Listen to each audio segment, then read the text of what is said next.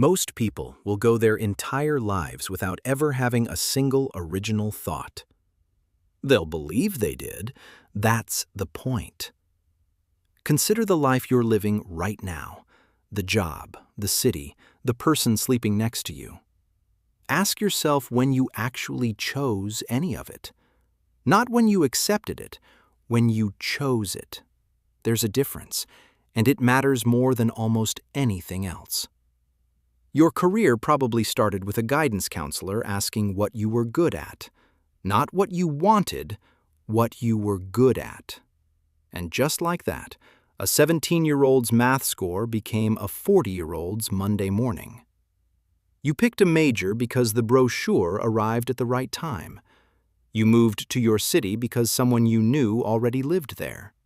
You fell in love with whoever happened to sit next to you that semester. Each decision felt like yours at the time, but you were just selecting from options someone else had already laid out. Your beliefs work the same way. You inherited your politics from your parents' dinner table before you could spell your own name. Your religion was installed in the same room they taught you to tie your shoes.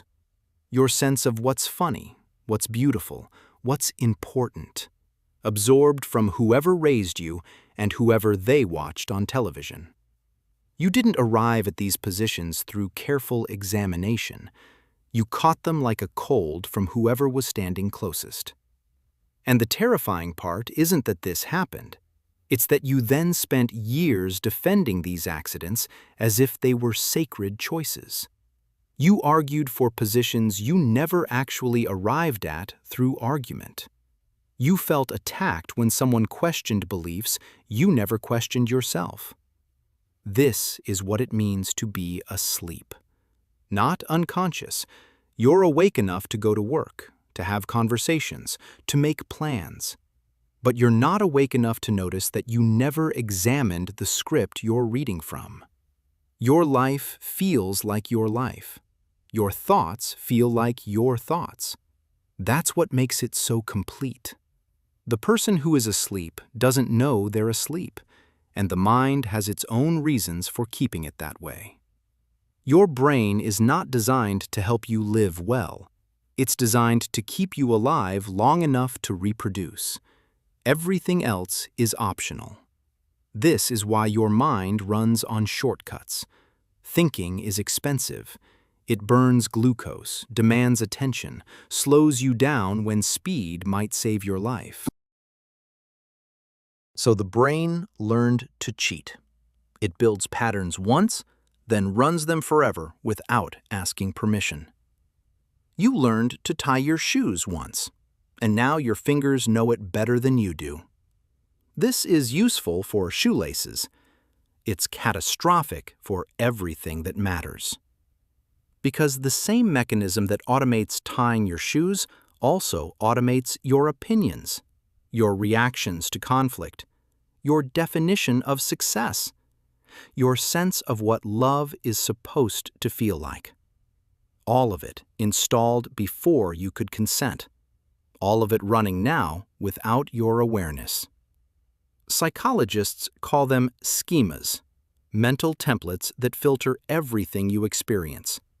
They decide what you notice and what you ignore, what feels true and what feels false, what seems possible and what never even occurs to you.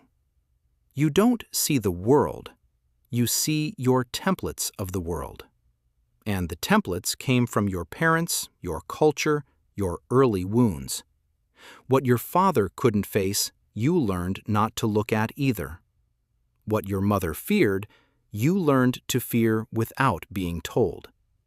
Entire territories of thought were walled off before you learned to speak. And here's what makes the trap complete. The mind doesn't just run these programs, it defends them. It experiences any challenge to its patterns as a threat to survival. This is why you feel defensive when someone questions your beliefs. Why new information that contradicts your worldview feels like a personal attack. why you keep choosing the same relationships that hurt you the same way. The familiar feels safe, even when it's destroying you. Your nervous system doesn't know the difference between dangerous and different. Change triggers the same alarm as threat, so you stay in the maze you know rather than risk a door that might lead out.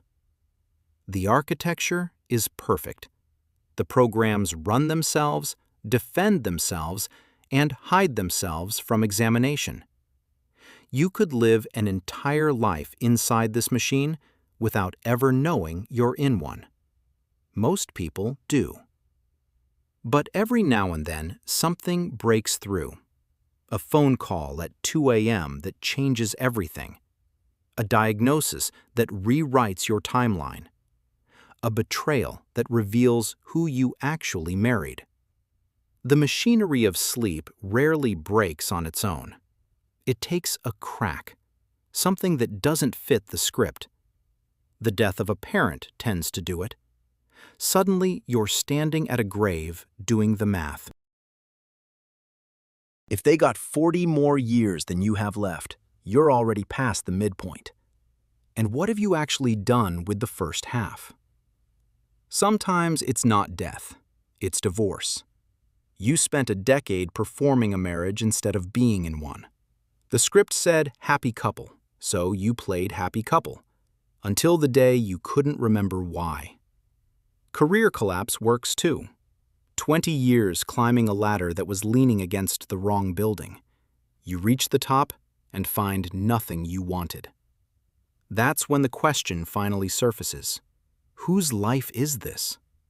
For some people, the trigger is quieter, a sentence in a book that hits like a diagnosis, a conversation with a stranger who describes your life without knowing you, a moment of stillness that lets you hear what you've been running from. The form doesn't matter. What matters is the gap, the sudden distance between what you're living and what you wanted. Most people feel this gap at least once. The difference is what they do next. The sleeper closes the gap. They explain it away, rationalize it, bury it under busyness. The questioner stays in it. They let the discomfort stay present instead of fixing it. This is not a personality trait. It's not intelligence or education or reading the right philosophy. What separates questioners from sleepers is tolerance. Tolerance for not knowing. Tolerance for the vertigo of questioning what you've built your identity on. Tolerance for looking at your life and seeing a stranger's choices. Most people will do almost anything to avoid that feeling. They will work 80-hour weeks to avoid 10 minutes of real self-examination. They will scroll for hours to avoid one honest question. The questioner does something different. They feel the discomfort and decide it's information rather than error. They let the question stay open even when it burns. And it does burn. This is where most people turn back. Not because the path ends, but because what they see along it becomes unbearable. The first thing awareness shows you is time. Not time ahead, time behind. You see the decade you spent performing a version of yourself that wasn't you. You see the relationships you maintained out of fear rather than love. You see every conversation where you said yes when your whole body screamed no. This is grief. Not grief for someone else. Grief for the self you could have been. The unlived versions haunt you. The artist you didn't become because you chose safety. The love you didn't pursue because you feared rejection. The question you didn't ask because the answer might have changed everything. Awareness doesn't offer you a do-over. It offers you the full weight of what can never be recovered. And that weight is almost too heavy to carry. Then comes the second cost, the loneliness. When you wake up, you discover that most people you know are still asleep. The conversations you once found meaningful start to feel hollow. The topics everyone discusses start to sound like scripts being recited. You hear the autopilot in their voices, and you can't unhear it. You want to say something, but you know they won't understand. Worse, you know they'll resist. Sleepwalkers don't want to be told they're dreaming. It threatens everything they've built their comfort on. So they dismiss you, or diagnose you, or simply drift away. You find yourself at dinner tables wondering if anyone in the room is actually present. You find yourself in crowds feeling more alone than you ever did by yourself. The shared trance was comfortable because it was shared. Now you're outside the theater, alone, while everyone you know is still watching the show. And perhaps the most painful part, you understand why they stay. Sleep is warm. Sleep is safe. Sleep lets you believe the story you're living is the only story available. Wakefulness offers no such comfort. It only offers you reality. And reality is not designed for your convenience. Most people sense this at the threshold. They feel the cold air from the other side. And they make a choice, often without knowing they've made it, to close the door and go back to bed. But the door doesn't lock behind them. It stays cracked, and they can feel it there. So they learn to stay busy enough not to notice. This is where the bargain begins. Not a dramatic betrayal of self, but a quiet daily negotiation. A trade made in small currency. 1 hour of scrolling here, one manufactured urgency there. The terms are simple. Stay occupied and you won't have to feel. Busyness is the first numbing agent. It offers the perfect disguise. It looks like virtue. The person who never stops working is praised, not questioned. Nobody asks what they're running from, because everyone is running too. Then there's the second bargain, entertainment. Not pleasure, but a kind of anesthesia.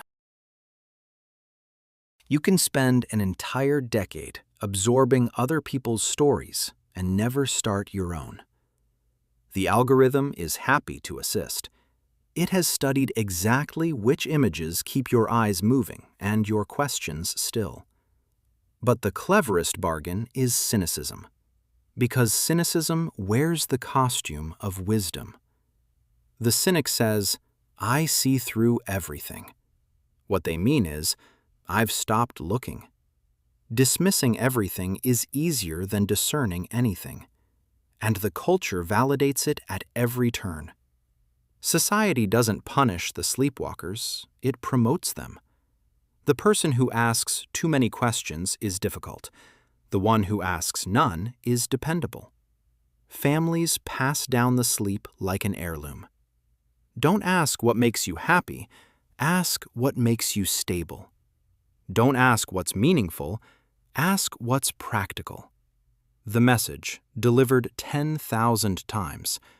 Wanting more than comfort is immature. So the bargain holds. Another year traded for another year of not having to look. The schedule stays full because an empty hour might whisper. The screen stays lit because silence might speak. The opinions stay strong because doubt might lead somewhere. And the door, that cracked door with the cold air, gets buried under noise and motion until you almost forget it's there. Almost. But somewhere a tab is running, and one day the bill arrives. The bill doesn't arrive all at once. It seeps in through quiet moments when the noise fails to reach. Maybe it's a Tuesday afternoon when you realize you can't remember why you wanted any of this. The house you bought because houses are what people buy. The career you fell into because someone said you'd be good at it. The marriage that made sense on paper and slowly stopped making sense anywhere else. You look at the person across from you and realize you've been performing for years. They've been performing too. Two strangers sharing a bed, sharing a mortgage, sharing nothing that matters. The intimacy wasn't lost. It was never built. You were too busy being who you thought you should be to show them who you actually were. Now you're not sure you know the difference anymore. Your children grew up watching the performance. They learned that love looks like tension held politely. They learned that adulthood means abandoning what you actually want. Now they're performing too, and the inheritance continues. The friendship cost comes differently. You have people you've known for decades and no one who actually knows you. The conversations stay safely on the surface where nothing real can be damaged. You protect the mask so well that no one thinks to look behind it. The loneliest version of loneliness is being surrounded by people who love someone you made up. But the deepest invoice is the one you'll never fully read, the self that was never met. Somewhere inside you, there were questions that never got asked, capacities that never found their challenge, a version of you that might have been remarkable if anyone had thought to look. That self died quietly, without a funeral, without anyone noticing. Researchers who study the dying hear the same regrets repeated. Not, "I wish I'd worked more." That one never makes the list. Instead, "I wish I'd had the courage to live a life true to myself. I wish I'd let myself be happier. I wish I'd stayed in touch with people who mattered." The clarity comes too late, when there's nothing left to spend it on. But here's what the dying know that the living forget. The bill was always payable earlier. The cost of sleeping through your life isn't paid at the end. It's paid in all the moments you could have been present and weren't. The question isn't whether you'll pay, it's whether you'll start paying on your own terms before life collects on its own. And if you're still breathing, still reading, still feeling that discomfort, the account is still open. So the account is still open. Now what? This is where most philosophy fails you. It diagnoses beautifully, then abandons you at the threshold. Waking up is not a feeling, not an insight, not a breakthrough weekend. It's a practice, and the practice is harder than the revelation. The first requirement is the willingness to stay in the question without rushing toward an answer. Most people can tolerate uncertainty for about 30 seconds before their mind grabs the nearest comfortable explanation. Wakefulness means sitting with the discomfort of not knowing who you are or what you should do, and not filling that space with noise. The second requirement is the courage to act without certainty. Sleeping people wait until they're sure before they move, and they wait forever. Waking people choose without guarantees and accept that some choices will be wrong. The third requirement is the hardest. You must be willing to disappoint the people who need you to stay asleep. Your family may have built their stability on your predictability. Your friends may need your complicity to avoid examining their own lives. Waking up often means becoming a stranger to the people who thought they knew you. The fourth requirement is regular confrontation with your own mortality. Not the abstract idea of death, but the felt reality that this particular day will never return. The Stoics called it memento mori, not morbidity, but the sharpest possible focus. When you remember that time is leaving, trivialities fall away on their own.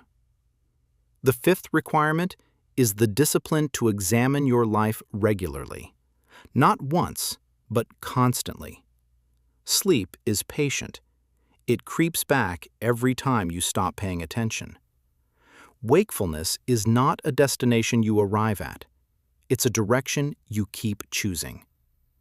And here's what no one tells you. It never becomes comfortable. The reward for waking up is not peace, it's presence. The reward is actually being here for the life you're already living. And that is enough. In the end, the greatest gift you can give yourself is the willingness to stay.